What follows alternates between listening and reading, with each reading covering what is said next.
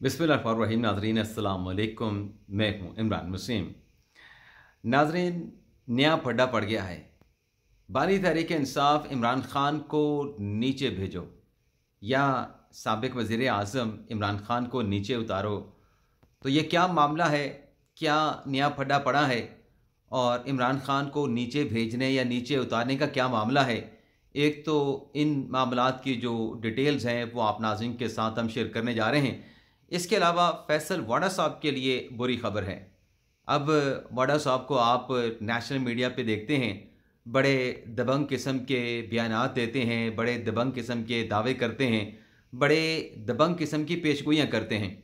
तो उनके लिए क्या बुरी खबर है, इसकी डिटेल और इसके अलावा हमारे व्लॉग की जो दीगर अहम खबरें हैं उनकी तफसीलात भी अभी कुछ देर में आप देखने वालों की खिदमत में पेश करेंगे। लेकिन प्रोग्राम का आगाज़ करने से पहले आप दोस्तों, भाइयों, बहनों, बुज़ुर्गों से दरख्वास्त करेंगे कि हमारे चैनल को सब्सक्राइब कर लें, बेल आइकॉन का बटन प्रेस करें और वीडियो अगर आपको पसंद आती है तो आपने लाइक भी करना है और अपने दोस्तों के साथ, अपने जानने वालों के साथ हमारे प्रोग्राम को शेयर भी करना है। यहाँ पे एक और बात की वजाहत करते चलें कि एक दोस्त की तरफ से पैगाम आया कि इमरान साहब, आप ये जो कहते हैं कि व्लॉग को सवाब की नीयत के साथ शेयर करें तो ऐसा ना क्या करें। तो मेरा इस पर रिस्पॉन्स ये है कि ये लाइटर नोट पे बात होती है, क्योंकि प्रोग्राम इतना संजीदा नहीं होना चाहिए, उसमें लाइटर नोट पे गपशप भी होनी चाहिए। मुझे इस बात का मुकम्मल इदराक है, मुकम्मल एहसास है कि सवाब सिर्फ उसी काम का होता है जिससे अल्लाह ताला की खुशनुदी हासिल होती है। इसके अलावा सवाब का कोई काम नहीं होता। ये तो लाइटर नोट पे हम बात करते हैं कि आपने ऐसे करना है कि जैसे सवाब की नीयत से करना है। तो अगर किसी को बुरा लगा है तो इसकी हम माजरत चाहते हैं और अपने प्रोग्राम का आगाज़ करते हैं। सबसे पहले नाज़रीन फैसल वाडा साहब वाली खबर से अपने प्रोग्राम का आगाज़ करेंगे। फैसल वाडा साहब जिन्होंने सेनेट के इंतखाबात के लिए आज़ाद हैसियत में अपने नॉमिनेशन पेपर जमा करवा रखे हैं और 2 अप्रैल को सेनेट का इलेक्शन होना है और अभी तक किसी सियासी जमात ने खुल के फैसल वाडा की हमायत का ऐलान नहीं किया। गो के फैसल वाडा साहब ने कहा है कि वो साबिक सदर आसिफ अली ज़रदारी की बड़ी इज्जत करते हैं, वो मुझे बेटा कह के पुकारते हैं, तो मेरे लिए उनका बड़ा रिगार्ड है। और फैसल वाडा साहब ने भी कहा कि एमक्यूएम के साथ भी उनकी कोई ऐसी बात नहीं, एमक्यूएम का भी उन्होंने कहा कि मैं रिगार्ड करता हूँ, ये जो मौजूदा वाली एमक्यूएम है। लेकिन जो मामला है बुरी खबर का फैसल वाडा साहब के हवाले से आप नाज़रीन के नॉलेज में है कि जो नॉमिनेशन पेपर आज़ाद हैसियत में वाडा साहब ने जमा करवाए हैं, उसके जो तजवीज़ कुनंदा और तायद कुनंदा हैं वो एमक्यूएम के रुकन असम्बली हैं। क्योंकि राजी सेनेट का इलेक्शन हो, ये सदर पाकिस्तान का इलेक्शन हो, उसमें आपका जो प्रपोजल सेकेंडर होना चाहिए वो रुकन असम्बली होना चाहिए।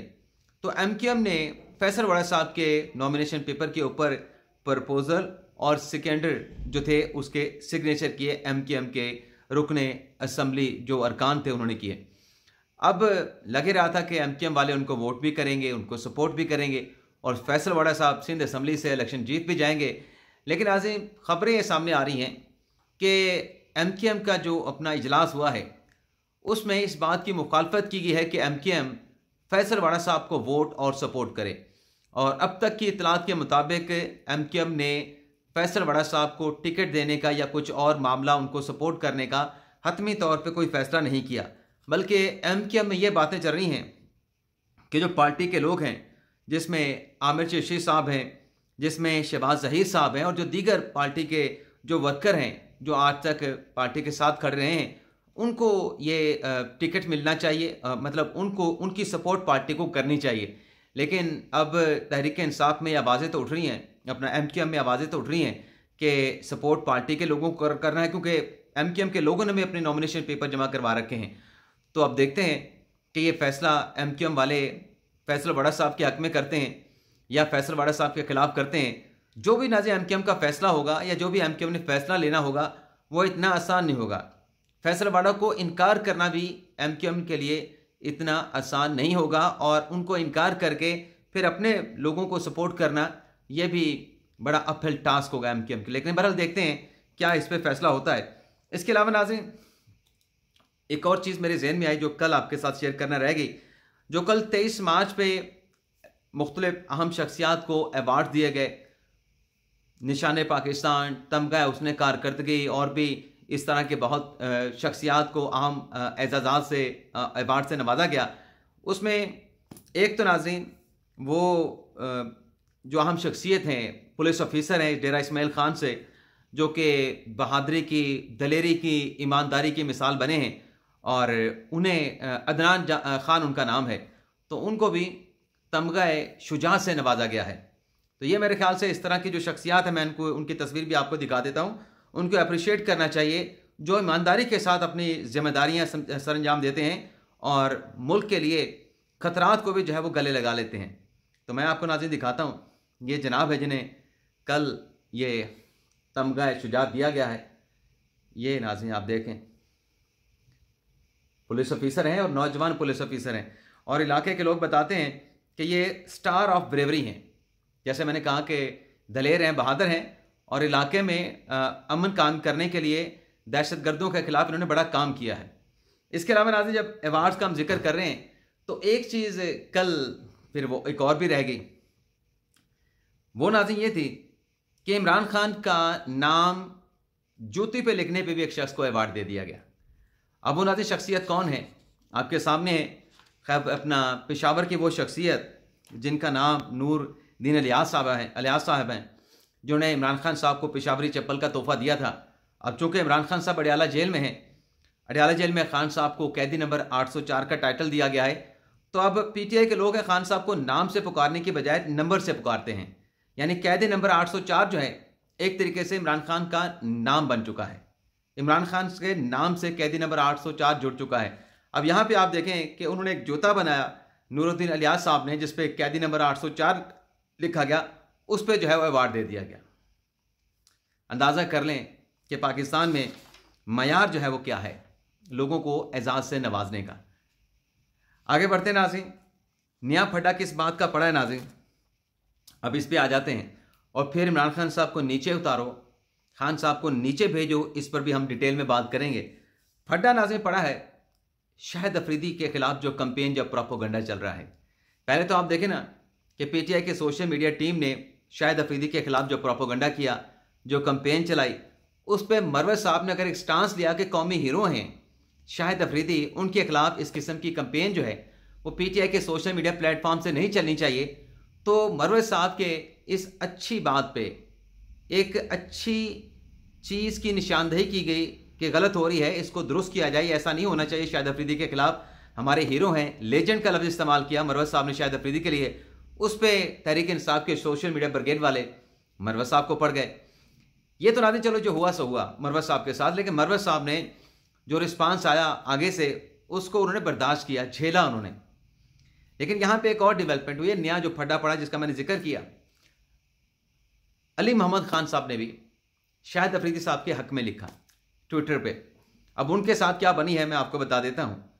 अली मीन गंडापुर साहब अपनी ट्वीट डिलीट कर चुके हैं, लेकिन हमारे पास जितनी है वो आपके साथ मैं शेयर कर देता हूँ।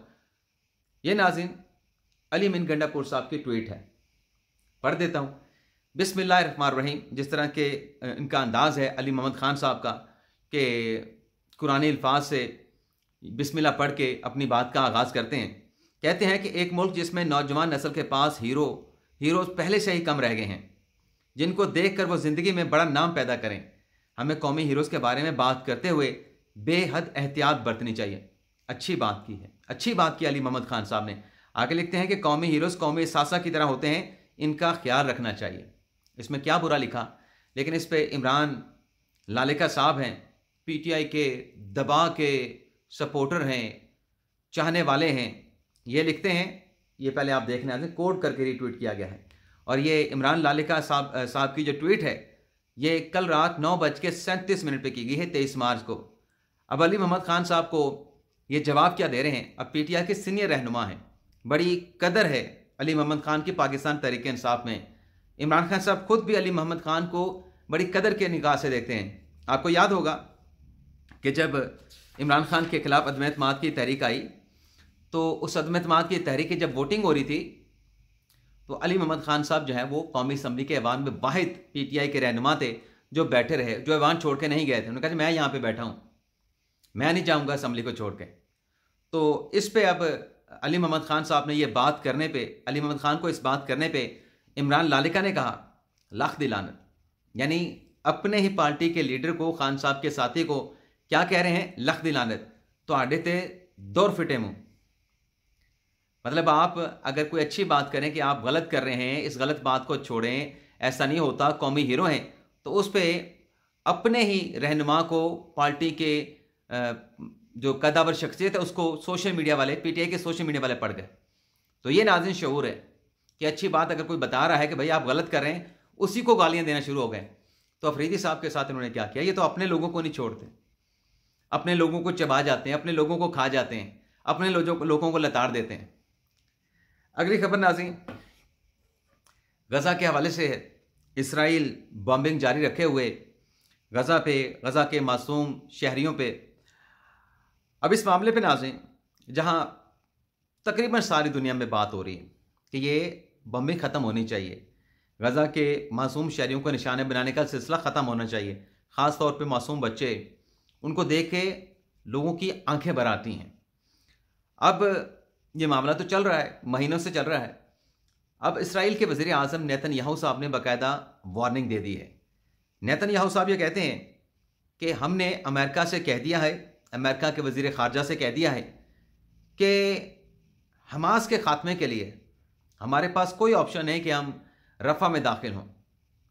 और इस इक़दाम में, ये जो हमने फ़ैसला किया रफ़ा में दाखिल होने का हमास के ख़ात्मे के लिए, अगर अमेरिका हमारे साथ नहीं चलता, अमेरिका हमारा साथ नहीं देता, तो हम अकेले भी कर गुजरेंगे, हम रफ़ा में दाखिल होंगे। यहां तक इसराइल जो है वो करने के लिए तैयार है, इस हद तक जाने के लिए तैयार है। इसके अलावा नाज़रीन इमरान खान से दुश्मनी ख़त्म हो सकती है, इमरान खान से मामलात सुलझ सकते हैं, इमरान खान से मामलात का हल निकल सकता है। यह कहा है नाज़रीन उसमें एक नवाज़ के सीनियर रहनुमा पंजाब के सदर साबिक वफाकी वज़ीर राना सनाउल्लाह साहब ने।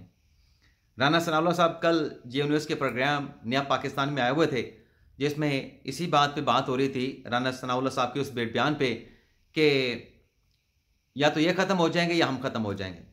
इस पे शहजाद इकबाल साहब के सवाल थे, तो उसकी वजाहत की राना सनाउल्लाह साहब ने कि ये कोई एक दूसरे को जानी तौर पे ख़त्म करने वाली बात नहीं। राना सनाउल्लाह साहब ने कहा कि इमरान खान साहब हमारे बारे में अलनान कहते हैं कि मैं इनको नहीं छोड़ूंगा, यानी इमरान खान सियासी मुखालफिन के बारे में कहते हैं कि मैं इनको नहीं छोड़ूंगा, मतलब यह है कि मैं इनको जेलों में डाल दूंगा। वो खान साहब भी कोई मारने मराने की बात नहीं करते। राना सनाउल्लाह साहब ने कहा हम भी यही बात करते हैं कि या तो ये ख़त्म हो जाएंगे सियासी तौर पे, या सियासी तौर पे हम ख़त्म हो जाएंगे।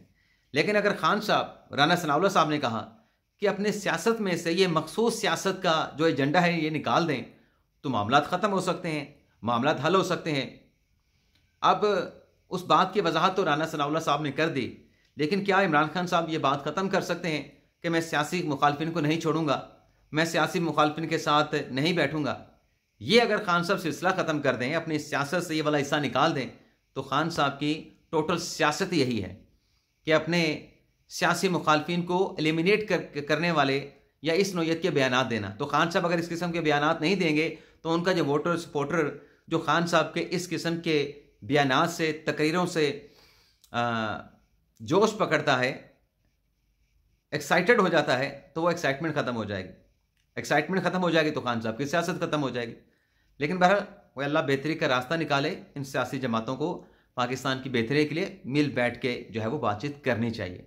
बाकी अपनी सियासत करें, लेकिन पाकिस्तान के मफाद पे, पाकिस्तान की सालमियत, खुद मुख्तियारी और सलामती पे जो है वो सियासत नहीं होनी चाहिए।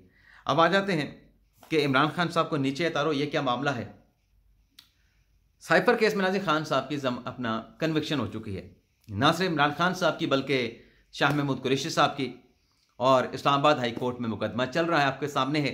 सलमान सदर साहब आर्गू कर रहे हैं, और सलमान सदर साहब का सारा फोकस और सारा जोर इस बात पे है कि कहीं ये केस नीचे रिमांड ना कर दी जाए, क्योंकि जो दलाइल दिए जा रहे हैं उसमें इस बात की निशानदेही की जा रही है कि ट्रायल नीचे ठीक नहीं हुआ, कानूनी तकाज़ों को पूरा नहीं किया गया, कानूनी जो ज़ाब्ता होता है उस पर कंप्लाई विद नहीं किया गया, उसको फॉलो नहीं किया गया। तो उससे ये केस जाहिर सी बात है कि एक तरीके का रिमांड का भी बनता है। लेकिन सलमान सदर साहब का फोकस ये है कि ये केस रिमांड ना किया जाए। 2 मरतबा पहले भी जो ट्रायल कोर्ट था, जो अबुल हसन जुल्करनैन साहब की कार्रवाई थी, उसे इस्लामाबाद हाई कोर्ट ने सेटिसाइड किया। तो अब तीसरी मरतबा या चौथी मरतबा खसूसी अदालत को रीट्रायल का मौका नहीं मिलना चाहिए। ये बार बार कहा इमरान खान साहब के वकील सलमान सदर साहब ने। अब उनका फोकस तो ये है, वो अपना पूरा जोर लगाए हुए हैं कि कहीं रिमांड ना हो जाए, मेरिट के ऊपर इस्लामाबाद हाईकोर्ट फैसला कर दे ताकि ना हमें नीचे जाना पड़े ना हमें ऊपर जाना पड़े। लेकिन यहां पर नाज़रीन एक बयान सामने आया है बैरिस्टर गौहर साहब का, जो कि चेयरमैन पाकिस्तान तहरीक इंसाफ हैं। वो ये कहते हैं कि कोर कमेटी में जो फैसला हुआ है कि डोनाल्ड लू, जिसका बयान आया अमरीकी ऐवान नुमाइंदगान की ज़ैली कमेटी में, जिसके बाद तहरीक इंसाफ की कोर कमेटी में फैसला हुआ कि असद मजीद साहब का घेरा तंग किया जाएगा। एक तो ये समझ नहीं आती कि डोनाल्ड लू के बयान के बाद असद मजीद का घेरा किस बात पे आपने तंग करना है। फिर कहा गया कि अब असद मजीद को डोनाल्ड लू के बयान के बाद खुल के अपना बयान देना चाहिए। जो पाकिस्तानी डिप्लोमेट असद मजीद एक स्टेटमेंट तफ्तीशी को दे चुका है FIA के, और एक स्टेटमेंट अदालत में दे चुका है, उसके मजीद किस बयान की ज़रूरत है? चलें जी, ज़रूरत है, मान लेते हैं जो बैरिस्टर गौहर साहब कह रहे हैं। अब बैरिस्टर गौहर साहब कहते हैं कि असद मजीद का बयान दोबारा रिकॉर्ड होना चाहिए और जो साइफर केस है उसकी दोबारा से तहकीकात होनी चाहिए। अब नाज़रीन, गौहर साहब की इस बात को माने तो फिर तो ये केस रिमांड का बनेगा। आपने दोबारा से तहकीकात करवानी है, आपने असद मजीद का दोबारा बयान रिकॉर्ड कराना है, तो वो ट्रायल कोर्ट में ही हो सकेगा, वो हाई कोर्ट नहीं कर सकते। तो एक तरफ सलमान सदर साहब हैं जो कह रहे हैं कि नीचे ना भेजा जाए इस केस को, इस्लामाबाद हाई कोर्ट डिसाइड करे। दूसरी तरफ बैरिस्टर गौहर साहब हैं, वो कहते हैं नहीं, आप नीचे भेज के असद मजीद साहब का बयान भी रिकॉर्ड कराएं और दोबारा से तहकीकात भी करवाएं साइफर केस की। ये नाज़रीन हमारे आज का दिन का पहला व्लॉग। आपसे इजाज़त चाहते हैं। अल्लाह ताला हम सब का हामी नासिर हो। अपनी दुआओं में याद रखिएगा। अल्लाह हाफिज़।